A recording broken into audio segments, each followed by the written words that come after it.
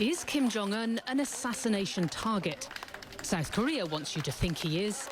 The defence minister says an elite team is on standby to take him out if there's an imminent nuclear threat. The intelligence agency backing him up this week, telling lawmakers they believe Kim Jong-un himself is worried about his personal safety, changing venues and schedules at short notice, and buying explosives and poison detectors from overseas. Claims we cannot independently confirm.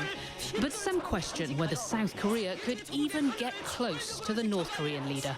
I don't think there's any other leader that is protected in the way that Kim Jong-un is. The fact is, if you were to assassinate Kim Jong-un, it would open a general war in which Seoul would be completely destroyed, and undoubtedly North Korea would lose that war, but you're just playing with fire.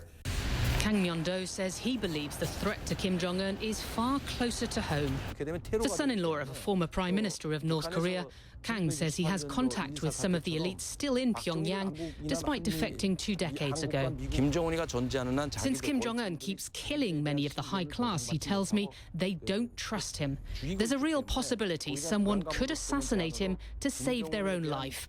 Not an organized plan, but a very real chance of an impulsive assassination.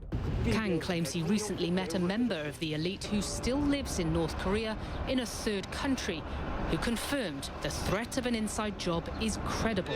Since Kim Jong-un executed his own uncle, Chan Son-taek, at the end of 2013, a number of defectors have said elites fear for their own safety. Further high-profile executions just reaffirm that mistrust. There have been a number of elite defections since Kim Jong-un took power at the end of 2011, including one just a couple of months ago, a senior diplomat stationed in the United Kingdom, which would suggest that those closest to the North Korean leader do feel serious fear about falling from favour.